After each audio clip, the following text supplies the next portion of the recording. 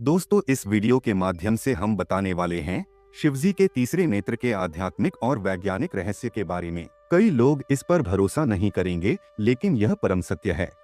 इन बातों को कितने लोग मानते हैं और कितने नहीं, कृपया कमेंट में जरूर बताएं।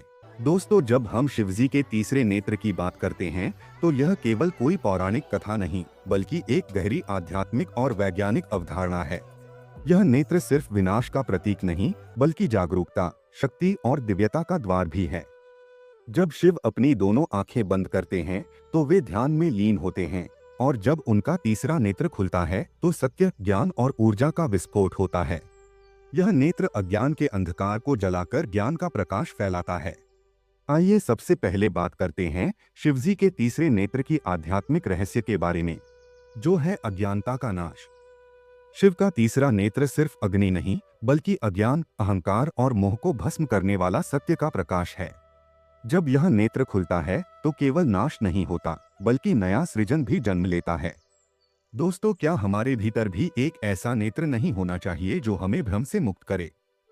कृपया कमेंट में बताएं।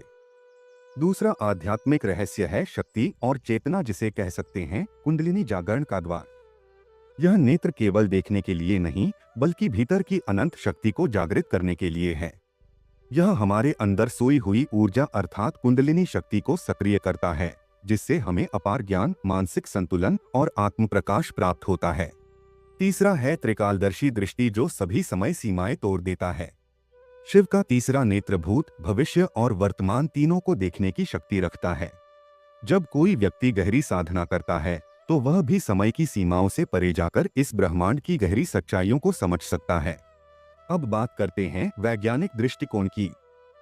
क्या सच में मौजूद है तीसरा नेत्र? आधुनिक विज्ञान भी इस रहस्य से अछूता नहीं है। वैज्ञानिकों का मानना है कि यह तीसरा नेत्र वास्तव में हमारे मस्तिष्क में स्थित पीनियल ग्रंथि अर्थात पिनियल ग्लैंड से जुड़ा है। आइए पहले जानते हैं पीनियल ग्रंथि क्या है, जिसे विज्ञान का थर्ड आई भी कहा जाता है। हमारे मस्तिष्क के बीच स्थित यह छोटी सी ग्रंथि मेलाटोनिन हार्मोन का स्राव करती है, जो हमारी नींद, जैविक घड़ी और चेतना को नियंत्रित करती है। जब यह सक्रिय होती है तो हमारी मानसिक शक्ति और अंतर्ज्ञान बढ़ जाते हैं, जिससे हम गहरे आत्म साक्षात्कार की ओर बढ़ सकते हैं। अब आप सोच रहे होंगे कि आखिर कैसे करें तीसरी आंख को सक्रिय? इसका जवाब है ध्यान और योग।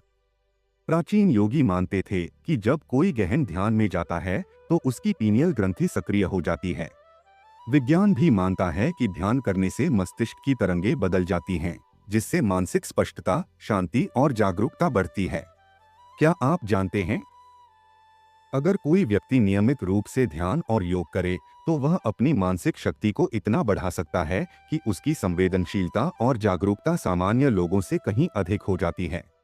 आपके मन में एक सवाल और आ रहा होगा कि क्या हम अदृश्य चीजें देख सकते हैं? सामान्यतः हमारी दो आंखें केवल एक सीमित स्पेक्ट्रम अर्थात विजिबल लाइट को देख सकती हैं, लेकिन अगर हमारा तीसरा नेत्र अर्थात पीनियल ग्रंथि पूरी तरह सक्रिय हो जाए तो हम उन चीजों को देख सकते हैं जो सामान्य आंखों से दिखाई नहीं देती, जैसे ऊर्जाएं, आभामंडल, ऑरा और उच्च आयाम।